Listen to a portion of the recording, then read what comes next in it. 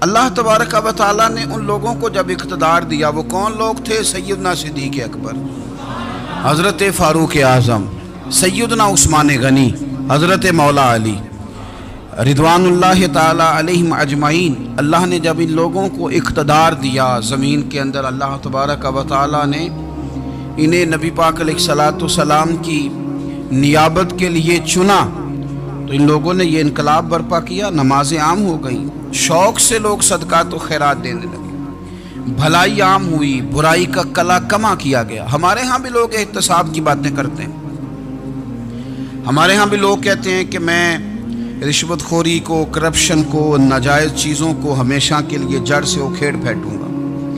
لوگ دوسروں سے مطالبہ کرتے ہیں کہ یہ سارے کام جائز کریں، لیکن خود اس پر عمل کرنے کو تیار نہیں ہوتے۔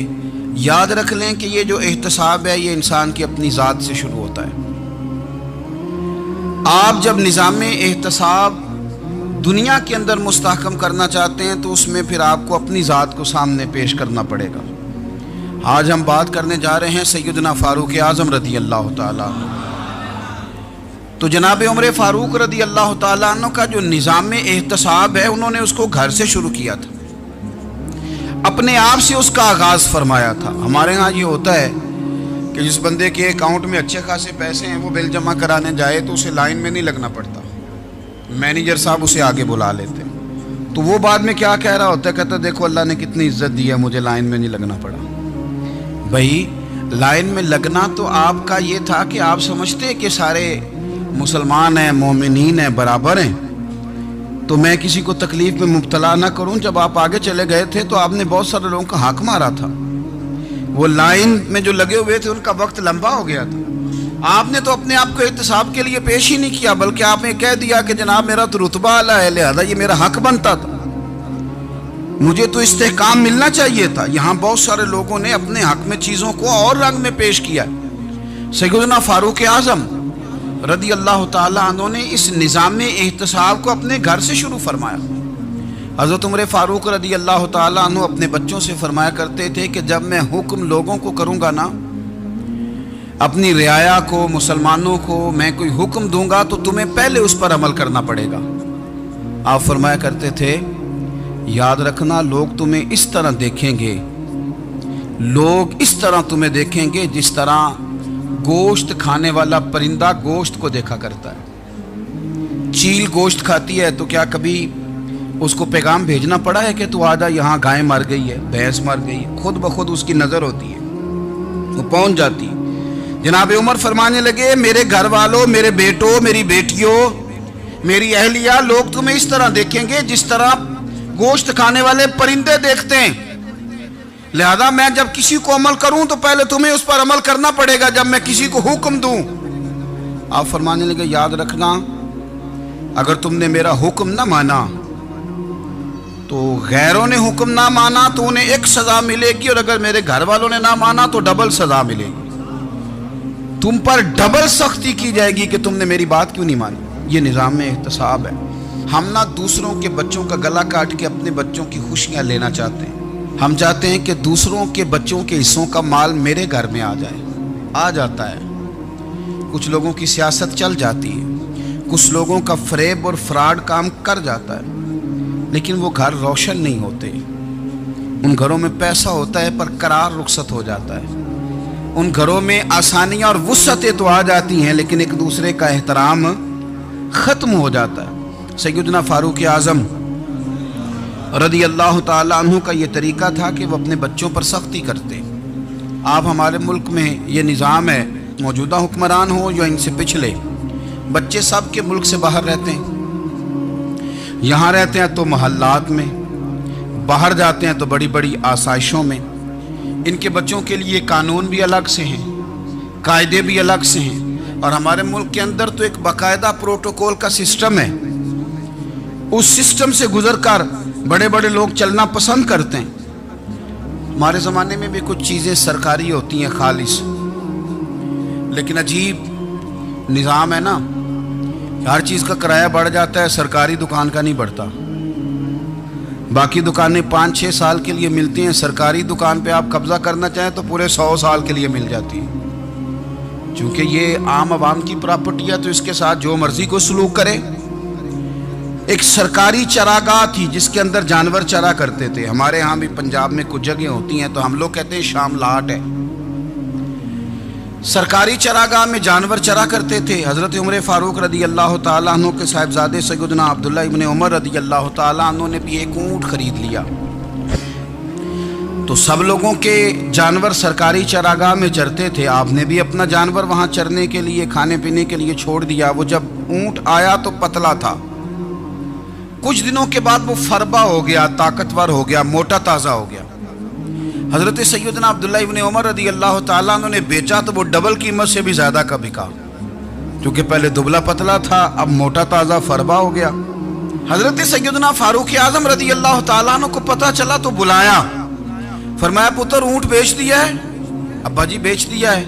فرمایا کتنے کا خریدا تھا؟ اتنے کا۔ بیچا کتنے کا؟ ڈبل قیمت بتائی۔ فرمایا اس طرح کر کے اصل رکھ لے اور جو اوپر ملی ہے مجھے دے دے۔ حضور آپ نے کیا کرنی ہے؟ فرمایا میں سرکاری خزانے میں جمع کروں گا۔ حضور کیوں؟ فرمایا اس لیے کہ تیرا اونٹ سرکاری جگہ پہ چرا کرتا تھا، وہ گھاس سرکاری جگہ سے کھاتا تھا۔ حضور سب کے کھاتے۔ حضرت عبداللہ ابن عمر کہنے لگے سب کے کھاتے ہیں۔ آپ فرمانے لگے تو سب میں شامل نہیں ہے، تو امیر المومنین کا بیٹا ہے، تجھے میں یہ حق نہیں دے سکتا، تیرے اوپر تھوڑی سختی زیادہ کی جائے گی، تجھے یہ حق نہیں ملے گا۔ تو اپنے اونٹ کو چونکہ سرکاری چراگاہ میں چرایا کرتا تھا، لہذا تجھے وہ جو اصل رقم یہاں جمع کرانی پڑے گی۔ ہمارے تو بچے پہلی بات تو یہ ہے کہ بات ہی نہیں سنتے، یہ سب کے بچوں کی بات کر رہا ہوں، ٹیچر کے بچے ہوں، سیٹھ کے بچے ہوں، پیر کے بچے ہوں، امام صاحب کے بچے ہوں، کسی کے بچے ہوں، پہلے تو سنتے نہیں۔ اور اللہ خیر کرے اگر آپ کوئی سنانا چاہیں تو فوری طور پر وہ ہوم منسٹری کے پاس پہنچ جاتے ہیں، ان کی اماں ان کی وکیل بن جاتی، آپ کہہ ہی کچھ نہیں سکتے، حالات رخ بدل جاتے۔ اس کا نقصان یہ ہوتا ہے کہ ان کو تراشا نہیں جا سکتا، ان کو ہیرے نہیں بنایا جا سکتا، ان کے اوپر کچھ ایسی میل کچیل چڑھ جاتی ہے جو بڑی عجیب و غریب ہوتی۔ اور کچھ لوگ ایسے ہوتے ہیں جو خرابی کرنے میں بھی اپنا کردار ادا کرتے ہیں، خرابی کرنے میں، اور بڑے لوگوں سے منسلک ہونے کے لیے لوگ رستے تلاش کرتے ہیں، رستے۔ میں چونکہ چیزوں کا مطالعہ کرنے کا بڑا شوقین ہوں، تو میری والدہ داخل تھیں کئی سال پہلے ہسپتال میں، تو مجھے اس ہسپتال میں کچھ دن رہنا پڑا۔ ایک پرائیویٹ ہاسپٹل تھا، تو اس میں انہوں نے جگہ جگہ لکھ کے لگایا تھا ملازمین کو بخشیش نہ دیں، ہم ان کو بڑی اچھی معقول تنخواہ دیتے ہیں، سیلری بڑی عمدہ ہے، تو لوگ بخشیش نہ دیں۔ میں نے جو مینجمنٹ کے لوگ تھے ہاسپٹل کی، ان میں سے ایک سے میں نے کہا کہ اگر کوئی بندہ اپنی خوشی سے دینا چاہے تو آپ نے بڑا موٹا لکھ کے لگایا برائے مہربانی ان کو بخشیش نہ دیں۔ اس نے بڑی قیمت، سادہ آدمی تھا پر میری بڑی اس نے مجھے بات بتائی، مجھے نفع ہوا۔ کہنے لگے مولوی صاحب جب کچھ امیر لوگ ہسپتال میں مریض لے کے آتے ہیں تو وہ صفائی والے کو پہلے ہی 500 روپیہ دکھا لیتے ہیں آتے ہی، پھر وہ جیسے آواز دیتے ہیں صفائی والے فٹافٹ اندر آتے ہیں، ان کا کمرہ صاف کرتے ہیں۔ تو سارے تو بیچارے اتنے مالدار نہیں ہوتے کہ آتے ہی پہلے کام والے کو 500 دیں۔ پھر نقصان کیا ہوتا ہے کہ یہ جن کی ذمہ داری ہے بہت ساری ڈیوٹیاں کرنے کی، یہ ڈیوٹی نہیں کرتے، یہ پلٹ پلٹ کے ان کے طرف دیکھتے ہیں جن کے گھر سے سالن صحیح آتا ہے، ادھر ان کی توجہ زیادہ ہو جاتی ہے، جو نوٹ ان کو زیادہ دکھاتے ہیں، جو پھل لے کے آتے ہیں تو آدھا ان کو دیتے ہیں۔ تو ہم یہ کہتے ہیں یہ کام ہی نہ کرو، یہ اپنی تنخواہ پہ کام کریں تاکہ ہر آنے والے کا درد سمجھیں، ہر ایک کو یکساں یہ سروسز فراہم کریں۔ تو ہم یہ کام کرتے ہیں، ہم ایم پی اے کے اور کسی سے ہمارا تعلق نہ بنے تو ہم جناب اس کے ڈرائیور سے ہی تعلق بنا لیتے ہیں، ہم وہ جو آپریٹ کرنے والا ہوتا ہے ٹیلی فون اسی سے بڑا تعلق بناتے ہیں، اس کو مٹھائی کا ڈبہ جلدی پہنچا دیتے ہیں۔ تو اسی طرح سے بڑے لوگوں کی اولادوں کو بگاڑا جاتا ہے۔ حضرت عاصم بن عمر رضی اللہ تعالیٰ عنہ، یہ سیدنا فاروق اعظم کے بیٹے تھے، مصر گئے تو لوگوں کو پتہ چلا حضرت عمر کے بیٹے آئے، لوگوں نے تحفے دیے، بڑی بڑی چیزیں آپ کو دی، حضرت عمر کا بیٹا آیا، بڑے گفٹ دیے۔ تو صاحبزادے واپس آئے تو ان کے پاس بڑے تحائف تھے۔ سیدنا عمر فاروق رضی اللہ تعالیٰ عنہ نے دیکھا تو فرمایا ادھر لانا تحفے، कहा अब्बा जी लोगों ने मुझे दिए हैं। फरमाया तूने क्यों बताया था कि मैं अमीरुल मोमिनीन का बेटा हूं? कहा हुजूर उनको वैसे ही पता चल गया। फरमाने लगे पुत्र ये तोहफे तुम्हें इसलिए मिले हैं कि तुम अमीर के बेटे हो, ये तोहफे तुम्हारा हक नहीं, क्योंकि तुम्हें इस कुर्सी की वजह से मिले हैं और ये कुर्सी मुसलमानों की है, लिहाजा ये हक भी मुसलमानों का ही है। ये ला सारे माले गनीमत में जमा किए जाएंगे। आप अपने घर से जब एहतसाब शुरू करते हैं, अपने घर से, और ये याद रखें ये जो लोग आते हैं आपके बच्चों को नवाजने के लिए, ये उन्हें खराब करते हैं, बिगाड़ पैदा करते हैं, ये अजीबो गरीब सी चीजों में मुब्तला कर देते हैं, बच्चों का नुकसान होता है कल कलाम। फिर जो शापर अच्छा लेके आए पीर साहब के बच्चे जरा उससे प्यार से मिलते हैं, नुकसान हो जाता है, ये दस्ते नगर हो जाते हैं, ये लोगों की तरफ जीते हैं, दूसरों पे डिपेंड करने लगते हैं। हजरत अबू मूसा अशअरी रदी अल्लाह ताला अन्हु ने पहले तो एक कलीन बड़ा सोना था, तो आपने हजरत उमर के घर भेज दिया कि चलो उनके घर में उनकी अहलिया बिछा लेंगी, कहीं से तोहफा आया। फिर वो जिस कमरे में माले गनीमत और ख़जाना रखा जाता था उसकी सफाई कर रहे थे, तो एक दिनार मिल गया, तो वो दिनार बच्चे सारे जा रहे थे, तो उनमें से हजरत उमर के एक बेटे को छोटे को बुलाया और बुला के कहा पुत्र ये दिनार ले लो। हजरत उमर ने देखा कि बेटे के हाथ में दिनार भी है और घर में कालीन भी है। एक मौके पे वो कालीन गया, एक मौके पर बच्चे को एक दिनार दिया। तो हजरत उमर अपनी अहलिया से पूछने लगे ये कहाँ से आया कालीन? का जनाब अबू मूसा अशअरी रदी अल्लाह ताला अन्हु ने भेजा है। बेटे से पूछा दिनार कहाँ से आया? कहा मुझे उन्होंने ही दिया है। आपने वो दिनार भी लिया और कालीन भी लिया और उसको लपेटा और जनाब अबू मूसा अशअरी को बुलाया और इतने सख्त नाराज थे, फरमाने लगे अबू मूसा अशअरी से कहना मेरे पास पैदल आए, घोड़े पे ना आए। और जब आए हजरत अबू मूसा अशअरी तो जनाब उमर इतने नाराज हुए कि वो कालीन लपेट कर तो उनके सर पे मार दिया। फरमाने लगे पकड़ो अपना दिनार, तुम्हें पूरे मदीने में मेरे बेटे के अलावा कोई और नहीं मिलेगा जिसे तुम खराब कर सको।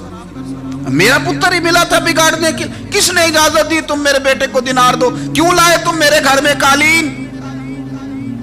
हजरत उमर फारूक रदी अल्लाह ताला अन्हु फरमाने लगे मैं जमीन पे सोने का आदी हूं, जमीन चटियल भी हो तो रब का बंदा बन के सोता हूं तो अल्लाह मुझे आराम और सुकून की नींद अता फरमा देता है।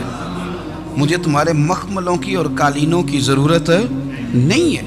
एहतसाब यहाँ से शुरू होता है भाई। यहाँ हम ना अपने घर में बैठ के मायूस मायूस बातें करते हैं और फलाने के बच्चे कहाँ पहुँच गए, फलाने के बाद बड़ा पैसा आ गया, मैं कच्चे मकान में रहूँ, मैं ये करूँ, देखो मुझे नहीं सहूली। ये तो आप मायूसी वाली बातें कर रहे हैं, ये तो आप कमज़ोर बातें कर रहे हैं।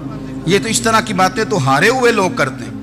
इस तरह का लबो लहजा तो उन लोगों का होता है जो एहसासे कमतरी का शिकार होते हैं। ये आपने किस तरह का लबो लहजा अपने बच्चों को आप भिखारी बना रहे हैं ताकि दूसरों को देख के तो मायूस हो जाए। उठ बांध कमर क्यों डरता है, फिर देखो खुदा क्या करता है। आपका जो एहसास है वो इतना खूबसूरत हो, आपके लहजे के अंदर इस कदर ठहराव हो, आपको इत्मीनान आ चुका हो, और आपके बच्चे कभी भी कंपैरिजन ना करें अपना किसी के साथ, कभी भी उन्हें करने ना दें। आप कभी वो कभी ये बात ना करें कि फलाने ज़्यादा अच्छा खाते पीते हैं तो हम किधर हैं, करने ना दें उन्हें बताएं कि बेटा अपनी मट्टी पे चलने का सलीका सीखो, संगे मरमर पे चलोगे तो फिसल जाओगे। उनको बताएं कि जो तुम्हारे पास है ये खुदा का अतिया है, इसी पर तुमने कनात करनी कभी भी। हजरत ज़ैद बिन हारसा से नबी पाक सल्लल्लाहु अलैहि वसल्लम को बड़ा प्यार था। फिर उनके बेटे हुजूर के गुलाम ज़ादे हजरत उसामा बिन ज़ैद के साथ भी हुजूर बड़ा प्यार करते। लेकिन ये तो मुसल्लमा हकीकत है ना कि अज़मत और शान तो सैयदना फारूक आज़म की ज़्यादा है। उम्मत का इत्तेफाक है कि नबियों के बाद सबसे बड़ा दर्जा जनाबे सिद्दीक़ अकबर का, और फिर अल्लाह ने मकाम अता किया हजरत फारूक आज़म को। ये बड़े लोग थे। एक दफ़ा माल तकसीम हो रहा था तो हज़रत उमर रदी अल्लाह ताला अन्हु ने ना हज़रत उसामा बिन ज़ैद को 4000 दिनार दिए और अपने बेटे अब्दुल्ला इब्न उमर को 3000 दिनार दिए। तो हज़रत अब्दुल्ला इब्न उमर घर जाके कहने लगे अब्बा जी उसामा में वो कौन सी खूबी है जो मेरे अंदर नहीं, और उसामा के बाप में वो कौन सी खूबी है जो आपके अंदर नहीं। तो हज़रत उमर की आजिज़ी देखिए, حالانکہ بالاتفاق دنیا جانتی ہے کہ جناب عمر فاروق رضی اللہ تعالیٰ عنہ افضل ہیں، پھر بھی پتہ اپنے بیٹے سے کیا کہتے ہیں؟ فرماتے ہیں او سن یار، وہ خدمت گزار ہیں نبی پاک کے، وہ بھی حضور کے گھر میں ڈیوٹی کرتے، نوکری کرتے، اور ان کے بیٹے بھی حضور کی نوکری کرتے، یہ خدمت گزار ہیں۔ فرمانے لگے اگر تو نے پوچھ لیا تو سن، پھر میری تو رائے یہ ہے کہ تیرے سے زیادہ اسامہ بن زید حضور کی نظر میں پیارے ہیں، اور اسامہ کا باپ تیرے باپ سے زیادہ نبی پاک کا پیارا ہے۔ کوئی کمپیریزن کرنے نہیں دیا، بچوں کو کسی ایسی جگہ کھڑے ہونے نہیں دیا۔ فرمایا یہ وجہ ہے، یہ انداز ہے کہ تو زیادہ پیارا ہے۔ حضرت عمر فاروق رضی اللہ تعالیٰ عنہ پسند نہیں کرتے تھے، ذرا برابر بھی پسند نہیں کرتے تھے کہ کوئی شخص اور مال آتا تو اپنے رشتہ داروں کو نوازنے سے بچتے۔ مال غنیمت آتا ہے نا، ہمارے ہاں تو اللہ خیر کرے جب کوئی بندہ کونسلر بنتا ہے، چیئرمین بنتا ہے، تو ٹھیکہ کس کو دیتا ہے؟ کوئی چلو بھتیجا مل جائے، کوئی بھانجا مل جائے، کوئی چھوٹا بھائی، اسے بھی کام مل جاتا ہے ساتھ۔ نوازنے پہ لوگ آتے ہیں تو وہ تلاش کرتے ہیں کہ کہاں کو میرا ہے، وہ ٹینڈر ہی ان کے نام کے پاس ہوتے ہیں جن کی طرف ذرا نظر کرم زیادہ ہوتی۔ حضرت عمر فاروق مال تقسیم کر رہے تھے تو بیٹی آگے کہنے لگی ابا جی رشتہ داروں کا بھی حق ہوتا ہے، آپ سب کو دیتے ہیں، آپ کے قریب ہی نہیں آتے۔ تو حضرت عمر فاروق نے کیا لفظ کہے، کیا حقیقت ہے، کیا حسن ہے۔ فرمانے لگے پتر یہ مال تیرے باپ کا نہیں مسلمانوں کا ہے، جب تیرے باپ کا ذاتی مال ہوگا تو اپنے رشتہ داروں کو دے گا، یہ مسلمانوں کا مال ہے، یہ اسی حساب سے تقسیم ہوگا جو عدل کا حساب ہے، جو ترازو ٹھیک ہے۔ فرمایا تو مجھے یہ مشورہ نہ دے، یہ مسلمانوں کا مال۔ یہاں سے نظام احتساب شروع ہوتا ہے، یہاں سے انسان آگے بڑھتا ہے، اور پھر کوئی تکلف نہیں کسی پر حضرت عمر کا، کوئی چھوٹا ہے یا بڑا ہے۔ حضرت ابو سفیان رضی اللہ تعالیٰ عنہ سردار رہ چکے ہیں مکے کے، بڑے آدمی، لیکن نظام احتساب میں کوئی چھوٹا بڑا نہیں ہوتا۔ حضرت عمر فاروق مکہ مکرمہ گئے تو لوگوں نے کہا حضور جناب ابو سفیان نے نا گلی میں پتھر رکھے اور بہت سارے لوگوں کو رستوں میں تکلیف ہو رہی ہے، تو حضرت ابو سفیان رضی اللہ تعالیٰ عنہ سے بھی لوگ کہہ دیتے تو وہ بھی اٹھا دیتے، لیکن لوگوں نے چونکہ وہ سردار تھے، بڑے تھے، تو لوگوں نے ان سے کہا نہیں۔ حضرت عمر جب آئے تو کہا تو جناب عمر نے پرواہ نہیں کی، خود آئے، جناب ابو سفیان سے کہا یہ پتھر آپ نے رکھے؟ کہا حضور ہاں۔ فرمایا یہ بھی اٹھائیے، یہ بھی اٹھائیے، یہ بھی اٹھائیے۔ جب وہ اٹھا رہے تھے تو حضرت عمر کہہ رہے تھے شکر نہیں اللہ کا کہ عمر کہہ رہے ہیں اور ابو سفیان مانتے جا رہے ہیں، شکر نہیں۔ یہ نظام احتساب ہے کہ بڑا ہو یا چھوٹا ہو، اس کو یہ حق حاصل نہیں ہے کہ مسلمانوں کو وہ کسی تکلیف میں کسی بھی صورت میں مبتلا کرے، کہیں بھی کسی جگہ بھی، اس کو یہ والی اجازت نہیں۔ حضرت سیدنا عمر فاروق رضی اللہ تعالیٰ عنہ۔ پھر ایک اور بات تھی، میں کئی دفعہ یہ بات کہتا ہوں اور مجھے ذاتی طور پر اس کا بڑا تجربہ ہے۔ کچھ لوگ نا خوشامد پسند ہو جاتے ہیں، بڑی عمدہ تعریف کرتے ہیں، اوئے ہوئے ہو پول باندھتے ہیں پورے، آپ کے پاس آئیں گے تو کہیں گے جناب آپ سے زیادہ اچھا بندہ ہی کوئی نہیں، تو وہ نا آپ سے کام نکلواتے ہیں۔ پھر وہ کسی دوسرے کے پاس جاتے ہیں تو اسی طرح کا رویہ وہ دوسروں کے ساتھ کرتے ہیں۔ یہ عام لوگوں میں بھی مرض ہوتا ہے، عام لوگوں میں بھی۔ اور بادشاہ ہو بندہ اگر، پھر تو اس کا دل کرتا ہے میں اگر بادشاہ سلامت ہوں تو دو چار بندے دیہڑی پہ رکھ لوں پر میری تعریف ضرور کریں۔ پابندی ہوتی ہے، لوگ یہ کام بڑے شوق سے کرتے ہیں۔ اور شیخ سعدی فرمایا کرتے تھے لکڑی کو گھن کھا جاتی ہے اور بڑے لوگوں کو خوشامد کھا جاتی ہے خوشامد۔ حضرت عمر فاروق رضی اللہ تعالیٰ عنہ اس معاملے میں بھی بڑے مضبوط تھے۔ ویسے مجھے اور آپ کو اچھا کون لگتا ہے؟ ہماری غلطیاں بتانے والا؟ ہمارے ایسا فرمایا کرتے تھے اپنے دشمنوں کی باتوں پر بھی غور رکھو، تمہارے دشمن تمہیں نکھار دیتے ہیں، تمہارے اندر جو کوتاہیاں ہوتی ہیں وہ تمہیں پتہ چل جاتی ہیں کہ یہاں میری اصلاح ہو رہی، ان پر غور کرو وہ کیا کہتے ہیں۔ حضرت عمر فاروق کی تعریف کی ایک بندے نے، کمال تعریف کی، وہ اس کا خیال تھا کہ رزلٹ بڑا شاندار آئے گا، بادشاہ کی تعریف ہوتی تھی تو پھر تھیلی جاتی تھی اشرفیوں کی، کمال رزلٹ آئے گا۔ تو حضرت عمر جب وہ پوری کر چکا نا بات تو فرمانے لگے تو خود بھی ہلاک ہوا اور مجھے بھی ہلاک ہی کر دیا ہے۔ خود بھی تباہ ہوا ہے، مجھے بھی تباہ کر دیا. کس طرح کی باتیں کر رہا ہے. ایک بندہ اور آیا اور اس نے آ کے کہا کہ پوری امت میں سب سے افضل ہے فاروق اعظم آپ ہی ہیں. تو حضرت عمر فاروق فرمانے لگے تجھے تیری ماں روئے، ابو بکر تجھ سے بھی افضل تھے، تیرے باپ سے بھی افضل تھے، اور صدیق اکبر مجھ سے بھی افضل ہے اور میرے باپ سے بھی افضل ہے. یہ تو کس طرح کی بات کر رہا ہے. یہاں ہر شے ہضم نہیں ہو جاتی، فوری طور پہ لوگ ڈکار بھی پورا نہیں لیتے. قرآن مجید نے کہا فَلَا تُزَكُّوا أَنفُسَكُمْ هُوَ أَعْلَمُ بِمَنِ اتَّقَىٰ. اپنے منہ سے نہ کہو میں پاک صاف ہوں، اللہ زیادہ بہتر جانتا ہے کہ تم میں سے پرہیزگار کون ہے. اپنے منہ سے تعریفیں کرتے کراتے ہو، یہ مزاج چھوڑ دیں. حضرت عمر رضی اللہ تعالیٰ عنہ پسند نہیں کرتے تھے. ایک آدمی نہ چلتا تھا وہاں تو بڑا متکبرانہ چال کے ساتھ چلتا. حضرت عمر نے دیکھا، یہاں تک احتساب فرماتے تھے، زمین پہ زور زور سے پیر پٹکتا، چال بڑی اس کی متکبرانہ، لوگ بڑے پریشان ہوتے. حضرت عمر نے ایک دن سمجھایا، باز نہیں آیا. اگلے دن پہ درہ نکال لیا، لگائے 4 درے، فرمایا آج کے بعد نہ چلنا اس طرح مدینے میں پیر پٹک پٹک کے. اس وقت تو اسے غصہ لگا، لیکن کچھ دیر کے بعد نا جب غصہ اترا تو حضرت عمر کے پاس آیا، کہنے لگا حضور اللہ آپ کا بھلا کرے، آپ نے درے نہیں مارے، آپ نے تو شیطان بھگا دیا جو میرے ساتھ چمٹا ہوا تھا. چمٹا ہوا شیطان آپ نے مجھ سے بھگا دیا ہے. یاد رکھیں مسند امام احمد بن حنبل میں حدیث ہے، اللہ کے پیارے رسول صلی اللہ علیہ وسلم فرماتے ہیں جو دنیا میں متکبرانہ چال کے ساتھ چلتا ہے نا، قیامت کے دن وہ اللہ سے اس حال میں ملے گا کہ رب اس سے ناراض ہوگا. متکبرانہ چال سے نہیں چلیں گے. تو حضرت فاروق اعظم رضی اللہ تعالیٰ عنہ کا یہ طریقہ تھا کہ آپ خیال کرتے. اور پتہ کس طرح کا آپ کا مزاج تھا؟ فرماتے تھے تقسیم کرو، دوسروں کا بھی خیال رکھو. جس طرح بندہ دیوانہ وار نہیں لوگوں کا خیال رکھتا کہ بندہ بگڑے کوئی نہ، دیوانہ وار. کچھ لوگ تبلیغ کرتے ہیں رسمی، اور کچھ لوگ ایسے ہوتے ہیں جو لوگوں کی اصلاح میں دیوانے ہو جاتے ہیں. ان کی خواہش ہوتی ہے یہاں بھی بندہ ٹھیک ہو جائے، یہاں بھی بندہ ٹھیک ہو جائے، یہاں بھی بندہ ٹھیک ہو.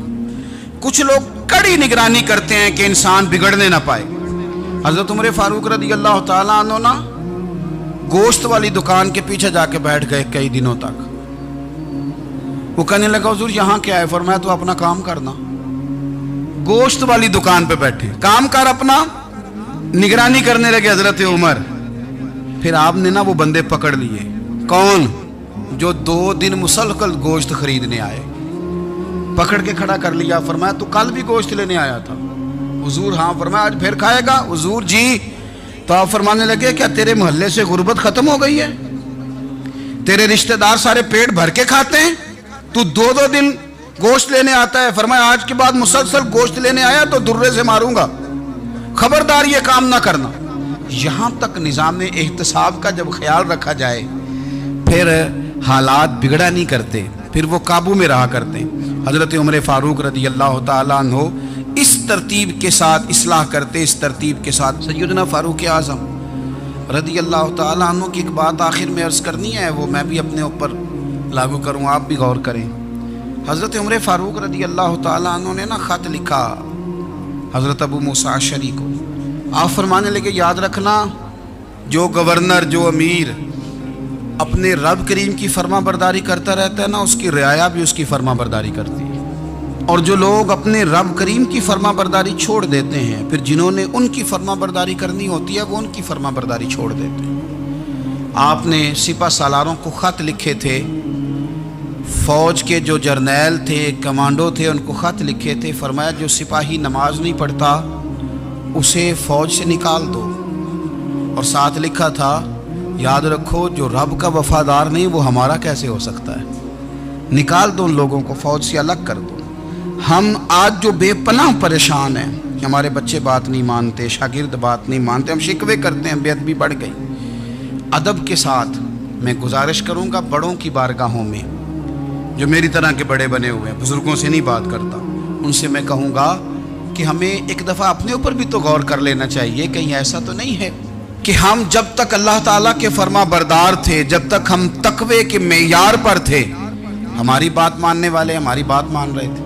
کہیں ایسا تو نہیں کہ ہم اس معیار سے ہل گئے ہیں تو اب جو ہمارے فرما بردار تھے وہاں سے ہل گئے. حضرت عمر رضی اللہ تعالیٰ عنہ فرمایا کرتے تھے کہ لوگوں کو عجب میں مبتلا نہیں ہونا چاہیے، خود پسندی کا جو ماحول ہوتا ہے اس سے لوگوں کو ہمیشہ نکلنا چاہیے۔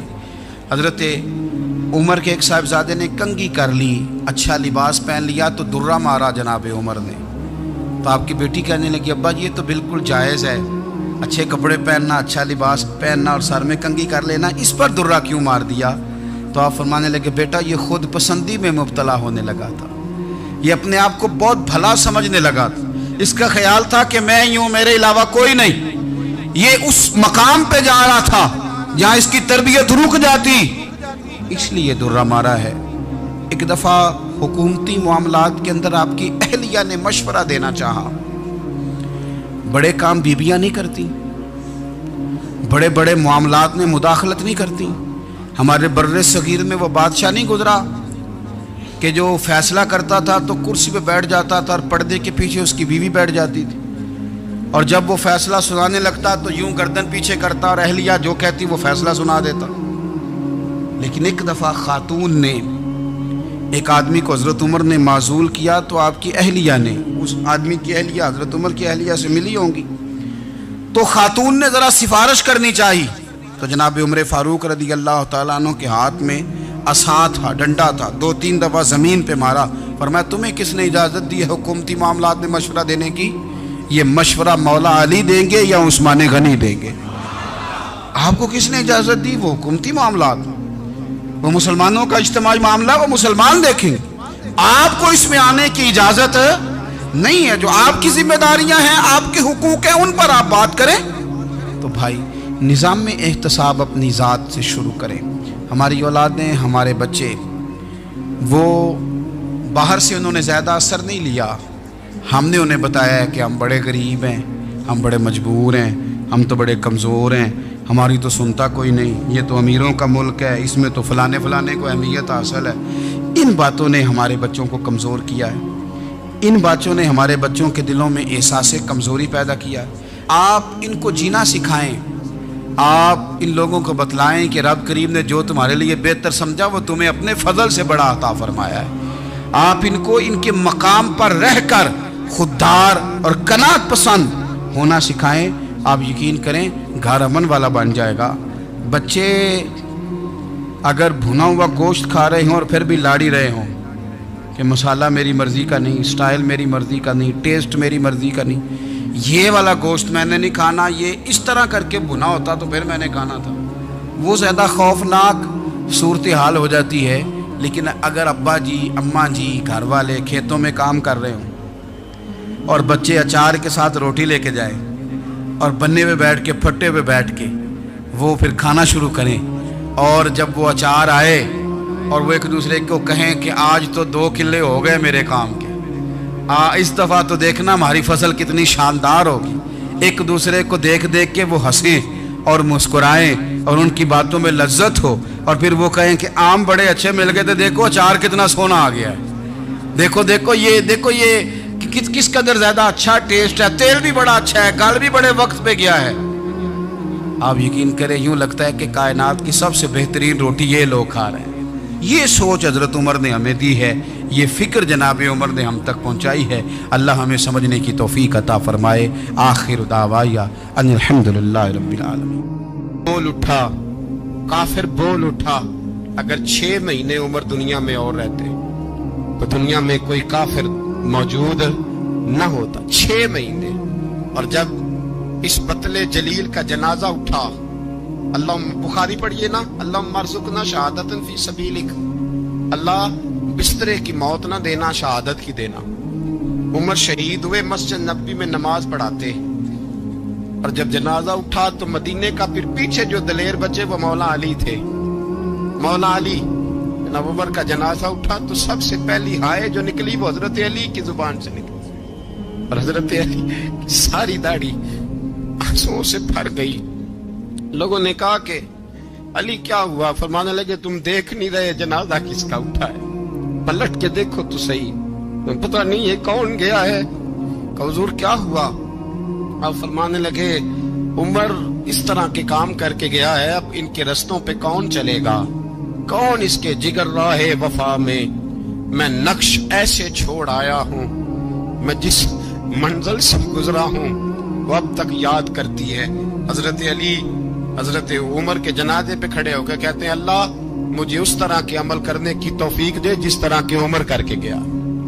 میرے بھائی بطل عزیز، بطل حریت حضرت عمر رضی اللہ تعالیٰ عنہ جو اپنی زندگی انقلاب والی گزار کے گئے۔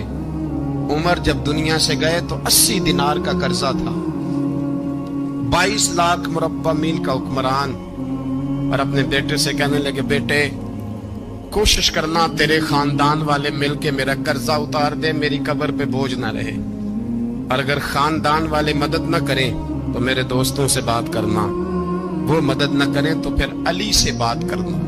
ان کا پیار آپس میں اتنا، اور تو اختلاف ثابت کر رہا۔ 80 دینار کا قرضہ چھوڑ کر حضرت عمر دنیا سے گئے، اور جاتی دفعہ کہہ گئے میرے بعد میرے بچوں کو حکومت کے مشورے میں بھی شامل نہ کرنا، حکومت کے مشورے میں بھی میری اولاد شامل نہ ہو۔ اتنا بڑا شخص اتنا بڑا رنگ دے کے یکم محرم کو جب عمر فاروق کا وصال ہوا تو بیٹے سے کہنے لگے اما عائشہ سے جا کے کہو میرا بھی نبی پاک کے روزے میں دفن ہونے کو دل کرتا ہے۔ ایک قبر کی جگہ ہے اما جی نے اپنے لیے رکھی ہے، بخاری ہے بخاری۔ حضرت عائشہ کے پاس صاحبزادے گئے، کہنے لگے اما جی عمر کو زخم لگ گیا ہے، حالت بڑی پریشانی والی ہے۔ وہ کہتے ہیں اگر اماں اجازت دیں۔ سید عائشہ رو پڑی، فرمانے لگی کہ اپنی قبر کی جگہ تو نہیں نہ کسی کو دیتا، پر عمر نے کمال ہی بڑا کیا، اسے کہو جاؤ گنبد خضرا میں قیامت تک جو مصطفیٰ پہ اور ابو بکر پہ سلام پڑے گا وہ تجھ پہ بھی سلام پڑھ کے جائے گا، جاؤ میں نے جگہ دی۔ اعلیٰ حضرت فاضل بریلوی رحمت اللہ علیہ فرماتے ہیں وہ عمر جس کے آداب شیدہ شکر، اس خدا دوست حضرت پہ لاکھوں سلام، اس خدا دوست حضرت پہ۔ آپ یقین کریں ممبر پہ بیٹھا ہوں، حضرت عمر کا جب نام لیتا ہوں تو میرے وجود کے رونگٹے کھڑے ہو جاتے ہیں۔ حضرت عمر کی زندگی جب پڑھتا ہوں تو لگتا ہے خدایا ایسے شخص بھی دنیا میں آئے کہ حضرت عمر رضی اللہ تعالیٰ عنہ کا آج یوم شہادت ہے۔ میرا تو دل کرتا تھا کہ فجر سے باتیں شروع ہوں اور سارا دن ہی عمر کی باتیں ہوتی رہے، سارا دن جناب عمر کی باتیں، سارا دن، اس لیے کہ ذکر جناب عمر کا ہوگا پر راضی اللہ کے رسول ہوں گے۔ میرے رسول پاک علیہ السلام سب کے لیے دعا مانگتے ہیں نا، حضور کی دعا عام ہے، لیکن مصطفیٰ کریم نے کعبے کا غلاف تھام لیا اور غلاف کعبہ کو حضور نے سینے سے لپٹایا اور سینے سے چمٹا کے کہا اللہ میں نے تو کبھی سوال ہی زیادہ نہیں کیے، میں کرنے آیا ہوں، مجھے عمر دے دے، عمر دے دے۔ حضور نے مانگ کے لیا، اور پھر جب جس کو حضور مانگے اللہ سے، حضرت عوف بن مالک اشجعی ایک صحابی ہیں، حضرت عوف بن مالک رضی اللہ تعالیٰ عنہ فرماتے ہیں کہ جناب ابو بکر صدیق کا زمانہ تھا تو میں نے خواب دیکھا، میں نے خواب میں جناب عمر کو دیکھا، اور میں نے دیکھا کہ کوئی کہنے والا کہہ رہا ہے کہ عمر وہ ہے کہ اللہ کے رستے میں کوئی اسے جتنا مرضی برا بھلا کہے یہ پرواہ نہیں کرتا۔ کس کے رستے میں؟ بولے سارے۔ اس کا مطلب ہے اللہ کے رستے میں لوگ برا بھلا بھی، قرآن مجید نے کہا وَلَا يَخَافُونَ لَوْمَةَ لَائِمٍ، کچھ لوگ ایسے ہیں جو برا بھلا کہنے والوں کی لوگ پرواہ نہیں کرتے۔ اور دوسری بات میں نے یہ دیکھی کہ عمر خلیفہ بنے گا، اور تیسری بات میں نے خواب میں یہ دیکھی کہ عمر شہید بھی کیا جائے گا، عمر شہید بھی ہوگا۔ یہ میں نے 3 باتیں خواب میں دیکھی۔ فرماتے ہیں میں نے آ کے خواب حضرت ابو بکر صدیق کو سنائی، وہ خلیفہ تھے، وہ کہنے لگے ٹھہر جا میں عمر کو بلاتا ہوں اس کے سامنے دوبارہ سنانا، اس کے سامنے۔ فرماتے ہیں میں نے بلایا حضرت عمر فاروق کو، آ کے بیٹھے، خواب شروع ہوا۔ کا ایک بات تو میں نے یہ دیکھی کہ آپ ملامت کرنے والے کی پرواہ نہیں کرتے، دوسرا آپ خلیفہ بنے گے۔ جناب عمر کہنے لگے چپ کر، ابو بکر کے سامنے ہی کہہ رہا ہے، چپ کر، خلیفہ کے سامنے کہہ رہا ہے۔ تو حضرت ابو بکر صدیق کہنے لگے عمر اسے کہنے دو، مجھے لگتا ہے رب کی رضا یہی ہے کہ میرے بعد اگر مصطفیٰ کا منبر ملے تو عمر کو ہی ملے، اسے کہنے دو، کہنے دو۔ حضرت عمر رضی اللہ تعالیٰ عنہ کو تیسری بات کہی، حضرت عوف بن مالک نے کہا آپ شہید کیے جائیں گے، میں نے خواب دیکھی ہے۔ نیک لوگوں کے خواب بڑی حد تک سچے ہوتے ہیں، کہا میں نے خواب دیکھی ہے. تو حضرت عمر کہنے لگے شہید تو دلیر لوگ ہوتے ہیں, شہید تو دلیر, جسے سارا زمانہ دلیر کہہ رہا ہے وہ اپنے بارے میں کیا کہہ رہے ہیں. کہتے ہیں شہید تو دلیر, میں تو کاہل سا آدمی ہوں, سست آدمی ہوں, میں تو اتنا کام ہی نہیں کرتا, تو یہ خواب تو نے جو ٹھیک دیکھا ہے نا پھر سے دیکھنا. تو ابو بکر صدیق فرمانے لگے عاجزی نہ کر, انکساری نہ کر, تو جو کہہ رہا ہے ٹھیک کہہ رہا ہے, لیکن مجھے سن کے شکر بھی ہوا ہے اور افسوس بھی ہوا ہے. افسوس اس بات کا کہ تیرے جیسا بطل عظیم چلا جائے گا, اور شکر اس بات کا کہ رب تجھے زندگی بھی اعزاز والی دے گا, اور شہادت کی موت دے کے اللہ تجھے موت بھی عزت والی عطا فرمائے گا. اللہ موت بھی تجھے عزت والی دے گا, تجھے کاہلوں جیسی موت اللہ. حضرت فاروق اعظم رضی اللہ, او بھائی یہاں تو اس زمانے کا سب سے بڑا مسئلہ پروٹوکول ہے. ہم چھوٹے طبقے سے لے کر بڑے سارے پروٹوکول کے قائل ہیں, پر حضرت عمر رضی اللہ تعالی, حضرت عمر کی سادگی اور پھر جناب عمر کی عاجزی, جب انسان اپنے اوپر سوار کر لیتا ہے نا, سوار کر لیتا ہے, میں بدکار پرانا خادم, کسے در ملی نی ٹوئی, تے واصف یار نے نظر جو کیتی تے واصف ہی ہو. میں اکثر سوچتا ہوں حضور نے جہاں بھی کہا نا, فرمایا میرے بعد نبی ہوتے تو خطاب کے بیٹے عمر ہوتے. حضور نے فرمایا عمر جس رستے سے جاتا ہے شیطان وہ رستہ بدل جاتا ہے. نبی پاک صلی اللہ علیہ وسلم نے فرمایا میرا عمر وہ ہے کہ اس کی زبان پر حق جاری ہے. حضور علیہ الصلوۃ والسلام نے فرمایا 950 سال حضرت جبریل میرے عمر کی شان بیان کریں تو ان کی عظمت ختم نہیں ہوتی. 950 سال جبریل عظمت بیان کرے تو ختم نہیں ہوتی. یہ بات ہے حضرت عمر کی, اور فرمایا عمر ابو بکر کی نیکیوں میں سے ایک نیکی ہے. یہ شان ہے اب عمر فاروق رضی اللہ تعالیٰ عنہ کی. حضور نے فرمایا میرے بعد نبی ہوتے تو عمر ہوتے, جس گلی سے عمر آئے شیطان رستہ بدل جائے. میرے عمر فاروق کی شان 950 سال بیان ہو تو ختم نہ ہو. عمر کی زبان پر اللہ حق بیان کرتا ہے, جو عمر کہتا ہے وہی رب کر دیتا ہے. حضور ساری زندگی فضیلتیں بیان کرتے رہے, عمر جواب میں کیا کہتے ہیں؟ کوئی بتائے نا کہ یہ والی حدیثیں کبھی عمر نے بھی روایت کی ہوں کہ حضور نے میرے بارے میں یہ کہا ہے. یہ روایتیں وہ روایت نہیں کرتے. ان سے جب لوگ کہتے عمر تیری بڑی بات ہے تو عمر رو پڑتے, کہتے میں تو اونٹ چرانے والے باپ کا بیٹا ہوں, میں تو اونٹ چرانے والے باپ کا بیٹا. اونٹ چرا, اس سے آگے عمر گئے ہی نہیں ساری زندگی, اس سے آگے لفظ ہی نہیں ادا کی. اور میں تو بھائی اونٹ چرانے والا, میرا باپ تو اونٹ چرایا کرتا تھا, 10 اونٹ تھے, میری ڈیوٹی ہوتی تھی, سنبھالے نہیں جاتے تھے, ابا ڈنڈوں سے مارتا تھا. ساری زندگی عمر حج کرنے گئے, ایک خشک تنا کھجور کا عمر فاروق رضی اللہ تعالیٰ عنہ نے اس کو اپنے کلاوے میں لیا, رونے لگے.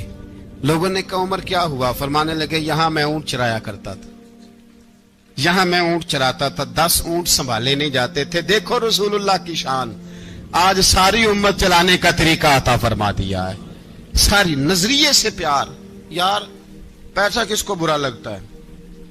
سارے صحابہ مل کے آئے, کہنے لگے عمر فاروق سے کہنا ہے نبی پاک کے زمانے میں تو ظاہراً غربت تھی, ابو بکر کے دور میں بھی غربت تھی, اب تو بڑا محال ہے.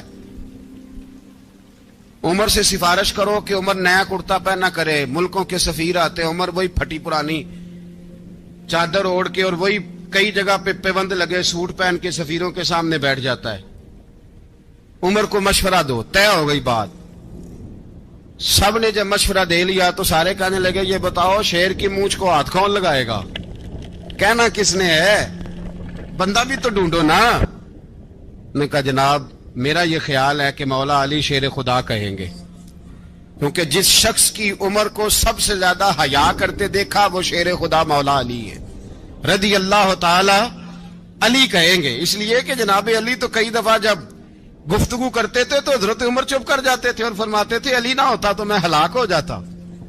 تو کہا علی سے کہو. جناب علی شیر خدا کو بلایا, کس کام کے لیے جی؟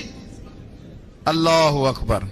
یہ ذرا اپنے اس دور پہ اس بات کو ذرا لاکا جناب ان سے کہیں کہ زیادہ نہیں, ایک کرتا نیا پہن لے. سفیر آتے ہیں, وزیر آتے ہیں تو ایک کرتا نیا پہن لے. حضرت علی کو بلایا، آپ فرمانے لگے کوئی اور بات ہوتی تو میں کہہ دیتا، یہ والی میں نہیں کہہ سکتا، کوئی اور ہوتی تو میں عمر کو کئی دفعہ کہہ دیتا ہوں، جلال میں بھی تو سن، یہ والی میں نہیں کہہ سکتا، میں تمہیں ایک مشورہ دیتا ہوں۔ کہا وہ کیا؟ کہنے لگے سیدہ عائشہ صدیقہ سے کہو، وہ مومنوں کی ماں ہیں، عمر ٹالے گا نہیں۔ اماں جی سے جا کے کہا اماں جی نیا کرتا عمر سے کہیں پہن لیں، وزیر آتے ہیں، بڑے بڑے لوگ، تو چلو کوئی حرج نہیں۔ اللہ تعالیٰ نے ارشاد فرمایا کہ الذی خلق الموت والحیات لیبلوکم ایکم احسن عملا، فرمایا ہم نے موت اور حیات کو اس لیے پیدا کیا ہے تاکہ پتہ چلے تم میں اچھے کام کون کرتا ہے، بہترین عمل کون کرتا ہے، سوسائٹی میں، معاشرے میں اچھا کردار کون چھوڑ کے جاتا ہے۔ یہاں سے جو لوگ سعودی عرب جاتے ہیں ان کا والد قرض اٹھا کے پلاٹ بیچ کے، یا ماں زیور بیچتی ہے، مجبوری ہے، چلو وہاں جائے گا، کوئی کاروبار کر لے گا، لیکن بندہ یہاں سے اتنی مجبوری کے بعد وہاں جائے اور وہاں جا کے وہ بالکل فارغ بیٹھا رہے، تو اس کو ہر آدمی سمجھاتا ہے، اور کچھ لوگ اسے سخت جملوں سے بھی نوازتے ہیں، کہتے ہیں یار اتنی مشکل سے تیرے باپ نے بھیجا ہے، اتنی آرزوؤں کے بعد تیری ماں نے تیرے لیے بندوبست کیا ہے اور تو یہاں فارغ پھر رہا ہے۔ آپ نے دیکھا ہوگا کہ جو لوگ اسکول کالج میں پڑھتے ہیں اور ماں باپ غریب ہوتے ہیں تو ان کے اساتذہ جب انہیں سمجھاتے ہیں تو ساتھ یہ بھی کہتے ہیں کہ یار دیکھ تیرا ابا کتنی مشکل سے تیرے خرچ پورے کرتا ہے۔ اگر کوئی شخص بھی کسی بھی مقام پہ کوئی ذمہ داری اسے دی جائے اور وہ اپنی ڈیوٹی ٹھیک نہ کرے، مقصد پورا نہ کرے، تو لوگ اس سے خوش نہیں ہوتے، لوگ اس کے لیے اچھے جذبات نہیں رکھتے، کہتے تو اپنا مقصد نہیں پورا، میں یہاں آیا ہوں آپ کو اللہ رسول کی بات بتانے، آپ نے اچھا گمان کر کے مجھے دعوت دے لی کہ شاید یہ ہمیں صحیح طرح سمجھا سکتا ہے، اب میں یہاں آ کے آپ کو اللہ رسول کی بات بتاؤں ہی کوئی نہ، تو آپ کہیں گے میاں آپ کو تو بلایا تھا کہ آپ ہمیں کوئی سمجھا دیں، کوئی نصیحت کر دیں، تو آپ تو ادھر ادھر کی ہانک کے چلے گئے، قبول نہیں کریں گے لوگ۔ مقصد کو سمجھنا چاہیے، رزق ضرور کمائیں، بڑی اچھی بات ہے، نکاح، بچے، گھر، برادری، قبیلہ، یہ ساری چیزیں ضمن ہیں، ذیل ہیں، اصل کیا ہے؟ ایکم احسن عملا، مقصد تمہارا یہ ہے کہ پتہ چلے تم میں بہترین عمل کون کرتا ہے۔ اپنے بچوں کے لیے دوڑ دھوپ کرنا یا مال دولت جمع کرنا یا جناب آسائشیں اکٹھی کرنا، یہ تو غیر مسلم بھی کر رہا ہے۔ میں اکثر کہتا ہوں کہ یہ دیندار طبقہ ہے، میری طرح کے لوگ ہیں، تو ایک بندہ 6 گھنٹے کا سفر طے کر کے آیا ہے، اس نے اسے دیندار سمجھا ہے، نیک آدمی سمجھا جبھی آیا نا، کتنا بڑا اس نے اسے مقام دیا ہے کہ اسے حضور سید عالم علیہ السلام کے دین کا نمائندہ سمجھا ہے۔ یہ خطیب صاحب ہیں، یہ استاد صاحب ہیں، امام صاحب ہیں، پیر صاحب ہیں، کتنا بڑا اپنا مقام اگر بندہ کبھی سمجھے تو کتنا لوگوں نے اسے بڑا درجہ دیا ہے۔ اب ایک بندہ ولی سمجھ کے آ رہا ہے، اس کو کتنا درجہ ملے گا، لیکن اگر سامنے والا جس کو وہ اتنا مقدس مقام دیتا ہے کہ ولی سمجھتا ہے، اور اس بندے کا لالچ 2-4 ہزار ہو جائے، 15-20 ہزار 25 ہزار کی تقریر بیچے، نعت بیچے، دعا بیچے، معاذ اللہ، تو اس کا درجہ کتنا بڑا تھا اور وہ آ کہاں پہ گیا ہے۔ بھئی یہ کام تو کوئی اور کاروبار کر کے بھی کیا جا سکتا ہے، ضروری تھا کہ حضور کی تعریف کر کے تم کمائی اکٹھی کرتے تو کوئی اور کام کر لیتے، بڑے کام ہیں دنیا میں، کوئی اور کر لیتے۔ مقاصد ہمیشہ اعلیٰ رکھیں، چھوٹا مقصد، بڑے مقاصد۔ یہ جو آرام ہے، آسودگی ہے، آرام سے بیٹھنا ہے، کھانا پینا ہے، اچھا گھر ہونا چاہیے، تنگ کوئی نہ کرے، تو حضرت امام حسین تو مسجد نبوی کے خطیب ہیں، حضور کے روضے پہ بیٹھے ہیں، لوگ پلکیں بچھا کے سلام کرتے ہیں، تو ٹھیک ہے بیٹھے رہتے، موج لگی ہوئی تھی، کیا ضرورت تھی؟ لیکن امام علی مقام رضی اللہ تعالیٰ عنہ نے مقصد دین رسول پاک سے سیکھا تھا۔ اپنی زندگی میں آگے بڑھنا، کچھ جد و جہد کرنا، ملت کے لیے، قوم کے لیے، وطن کے لیے، اپنوں کے لیے کوئی کوشش کرنا، ہمت کرنا، نکلنا، اور اپنی ذات سے اٹھ کر تھوڑا سا سوچنا، یہ معیار دین ہے۔ کوئی کام انسان زندگی میں کرے۔ ہم یہاں تو کچھ کرتے نہیں، اور اگر کرتے بھی ہیں تو وہ کیا ہے بھلا؟ مرضی کے کپڑے خرید لو، مرضی کے جوتے لے لو، مرضی کا مکان بنا لو۔ آپ حیران ہوں گے کہ ہم اس ملک میں رہتے ہیں جہاں سیلاب آیا ہوا ہے، غریب لوگ تکلیف میں ہیں، لوگ خیمہ بستیوں میں رہتے ہیں، پر نئے ماڈل کا موبائل مارکیٹ میں آئے تو وہ شارٹ ہو جاتا ہے۔ ایک طرف لوگوں کو رہنے کو جگہ نہیں، کھانے کو روٹی نہیں، اور دوسری طرف حال یہ ہے کہ لوگ کہہ رہے ہیں جناب گاڑی ہمیں پہلے چاہیے، گاڑی بک کرائیے، وہ پہلے مل جائے، 2-4 لاکھ زیادہ دینا پڑے تو ہم دے دیں گے۔ یہ مقصود نہیں۔ مقصد جب بڑا ہو جاتا ہے نا، بڑا، پھر خود بخود یہ چیزیں چھوٹی لگنے لگ جاتی ہیں۔ یہ جتنی دوڑ دھوپ ذاتی زندگی کے لیے یہ چھوٹی لگنے لگ جاتی ہے۔ یہ بھلا لوگ اکتائے کیوں رہتے ہیں؟ مقصد اعلیٰ نہیں بنایا۔ چلے ایک بندے کا مقصد ہے میں نے شہرت حاصل کرنی ہے، ہو گئی شہرت، جہاں سے جاتا ہے لوگ سلوٹ مارتے ہیں، اب ختم ہو گئی زندگی۔ ایک شخص نے یہ مقصد بنا لیا کہ میں نے بہت سارا مال جمع کرنا ہے، تو ہو گیا مال جمع، تجوریاں بڑی پڑی ہیں، اندر کروڑوں روپیہ ہے، لیکن بیمار ہو گئے تو بیماری صحت پیسوں سے خریدی نہیں خریدی گئی۔ حضرت حسن بصری کہتے ہیں کہ میں ایک بادشاہ سے مجھے کوئی کام تھا، میں ملنے گیا تو مجھے پتہ چلا کہ بادشاہ سال میں ایک دفعہ اپنے گاؤں جاتا ہے۔ میں اس کے پیچھے اس کے گاؤں چلا گیا تو وہاں ایک قبر تھی۔ بادشاہ نے سب سے پہلے پڑھے لکھے لوگ لا کے قبر کے قریب کھڑے کیے، تو میں نے پوچھا یہ کیا ہو رہا ہے؟ کہنے لگے ذرا دیکھو، یہ بادشاہ کا ایک ہی بیٹا تھا، ایک کی اکلوتا اس کی قبر ہے۔ پڑھے لکھے لوگ پہلے کھڑا کیے، پھر اس کے بعد اس نے ڈاکٹر، حکیم، طبیب کھڑے کیے، پھر اس کے بعد اس نے فوجی، سپہ سالار، نیزہ باز، گھوڑ سوار کھڑے کیے۔ یہ کیا ہو رہا ہے؟ تو کہتے ہیں مجھے بتایا گیا اس کا ایک ہی بیٹا تھا، بیمار ہو گیا، پھر فوت ہو گیا۔ بادشاہ سال کے بعد یہاں آ کے کہتا ہے پتر یہ سارے پڑھے لکھے لوگ میں نے تیری قبر پہ کھڑے کیے ہیں ملک کے، اگر علم لڑا کے تجھے بچایا جا سکتا تو شاید میں مرنے نہ دیتا۔ پھر یہ حکیم، طبیب، یہ سارے کھڑے ہیں، اور بادشاہ کہتا ہے بیٹا اگر یہ ساری ان کی دانائی دے کے تجھے بچایا جا سکتا تو شاید میں تجھے مرنے نہ دیتا۔ پھر بادشاہ سپہ سالاروں کو، گھوڑ سواروں کو، تیر اندازوں کو کھڑا کر کے کہتا ہے پتر اگر طاقتیں لڑا کے بھی موت روکی جا سکتی معاذ اللہ تو شاید میں روک لیتا۔ پھر وہ آخر میں اپنے سر سے تاج اتار کے قبر کے پیروں والی سائڈ پہ رکھ کے رو پڑا، کہنے لگا پتر اگر حکومت دے کے، تخت دے کے بھی تجھے بچایا جا سکتا تو میں فقیر بن کے زندگی گزار لیتا پر تجھے بچا لیتا، لیکن کل نفس ذائقۃ الموت۔ ہم نہ بھول گئے اصل مقصود کیا ہے، کیوں آئے ہیں۔ ہمارا طرز زندگی، اٹھنا بیٹھنا چند ذاتی معاملات کے لیے، چند ذاتی۔ میں کہتا ہوں کہ اگر دین پر بھی عمل، دیکھو نا، وظیفہ پڑھنے سے روزی میں برکت ہوتی ہے، شک کوئی نہیں، صدقہ دینے سے بلائیں دور ہوتی ہیں، شک، بالکل ٹھیک باتیں اپنی جگہ پہ۔ کیا صدقہ رب راضی کرنے کے لیے دینا ہے کہ بلا دور کرنے کے لیے؟ شک کوئی نہیں اس میں کہ آپ اللہ کی راہ میں خیرات کریں گے تو روزی میں برکت ہوگی، تو آج آ کے وہ وظیفہ بھی صرف روزی میں برکت کے لیے ہی پڑھنا ہے۔ وہ جو سب سے بڑی رضا ہے رب کی، دیکھو ضروری نہیں ہوتا۔ میرے حضرت صاحب رحمۃ اللہ علیہ ایک دفعہ بھی میرے گھر نہیں آئے،